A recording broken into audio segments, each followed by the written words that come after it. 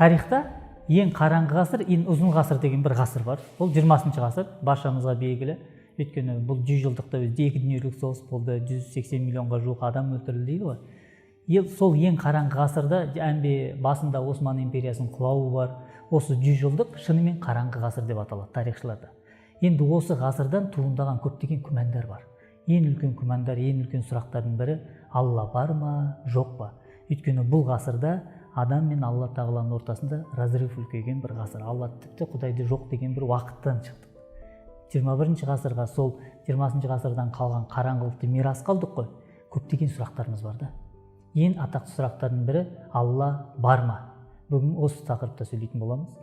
Енді бір заттың мәхия дейді ғой арабша, бір заттың өзін бар екенін көрсету үшін физикалық деңгейде көрсету керек, немесе оның әсер арқылы көрсету керек. Алайда физикалық деңгейде көрсетілуге мүмкін емес көптеген нәрселер бар. Мысалы, арождан делік. Арождан баршамызда бар ғой. Енді жоқ деп айтамаймыз. Тікелей көрсете алмаймыз. Адамның қай клеткасында, қай жерінде білмейміз. Тек әсерін көреміз де оны. Мейірімділіктің әсерін көреміз. Алайда мейірімділікті тікелей өзін көрсете алмаймыз. Тура сол сияқты ақылдың да әсерін көреміз, алайда өзін көрсете алмаймыз ұстап, физикалық деңгейде. Енді бұл жаратылыста осындай бір нәзік жаратылыстар бар, физикалық деңгейде көрсетілмейтін. Олай болса, бұларды жаратушыды да физикалық деңгейде көру мүмкін емес. Енді ол Құранда аят бар ғой, Мұса пайғамбар, мен сенің жүзіңді қарайын деген кезде тауға қара, егер ол тұра алған болса, фасауфа тарани дейді, содан кейін көре аласың дейді. Алайда таудың өзі оған шыдай алмады. Адамның, біздің физикалық ағзамыз мүмкін емес. Енді олай болатын болса, екінші түрлі дәлелге көшейік, әсері арқылы Алла тағаланың бар екенін. Мысал, есіктің сыртында делік, бір адам бар десем саған. Сен жоқ дейсің. Мен айтам бар. Мен осына дауыс көтерем. Бауырым, егер есіктің сыртында тұрсам, 2 рет есікті соқ десем. Және де ол 2 рет соқса, дәлел ғой, бар екені.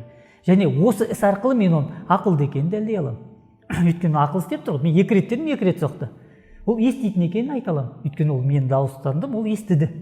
Түсіндіңіз ба? Яғни бір істің әсері арқылы бүткіл нәрсені дәлелдеуге болады. Екінші мысал айтатын болсақ, анар.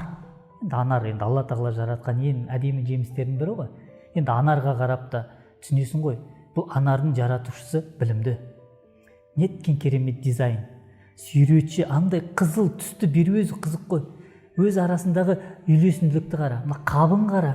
Енді бұның жаратушысы білімді болмаса, сүйретші болмаса, құдіреті болмаса, қалауы болмаса, онда анар пайда болмайды ғой.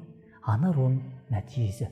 Екінші бір мысалмен айтатын болсақ, бізге шариғатта біз жүктелмегенбіз Алланың затын, немесе Алланың болмысын тікелей түсінуге. Тафаккару фи халқиллахи ва ла тафаккару фи затихи фа иннакум лан тақдиру қадра деген хадис. Сендер Алла тағаланың затын емес, болмысын емес, Алла тағаланың жаратылысын ойлаңдар. Сол Алла тағаланың әсерін оқу арқылы соның авторын табыңдар. Біздің міндетіміз сол.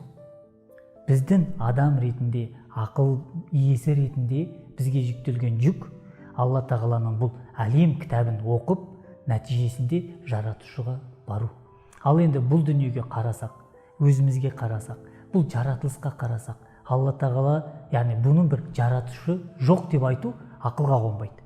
Мысал, ең білімді бір адам, бір жаңағы анарды жарата алмайды ғой. Нобель сыйлығын иегері болсын, ғалым болсын. Енді бұны бір керемет бір ғалым адам істей алмайтын болса, онда бұл керемет үйлесімділік жаратылыста болған керемет бір балансты кім жаратты деген сұрақ туындайды. Әрине сөз соңында Алла дейміз. Және де әр қайсымыздың ішімізге үңілетін болсақ, түбінде Алла деген бар. Алайда мына 20 ғасырдың күмәндарымен, көптеген өтірік ғылыми дәлелдерімен бізге күмән салды. Бұл күмәндан айырылатын бір уақыт келді. Бірде мен қателеспесем Джафар Содық деген ғалымнан сұрайды екен. Алла бар дейсің, енді Алла бар болса қайда деген ғой, қандай ол маған таныстыр десе. Сөйтсе жаңа ұстаз сұрапты, сен мамандығың не деп? Мен теңізде балық аулаймын депті. Сен түнде балыққа шығасың ба? Шығам деген. Енді түнде толқын көтеріліп, сен қайығын аударылатындай бір қауіп болды ма дейді. Болды дейді да. Сондай өлімнің алдында тұрған кезде, толқын көтерілген кезде көкірегіне бірінші ой қандай келді деген кезде, жаңағы сенбейтін адамның өзі айтқан екен ғой. Сол уақытта бірінші Алла келді деп. Олай болса біздің ар ожданымызда, рухымызда, біздің жаратылыстан әлмисақ та мұсылман болғандықтан бізде мөріміз бар, жаратушыға деген сеніміміз бар. Алайда оны және де жаңартып шығару керек. Мына күмәндардан айырылу керек. Сол үшін ақылымызды қолданып, бір ғылыми Алланың әсерлері арқылы жаратушыға баруға міндеттіміз.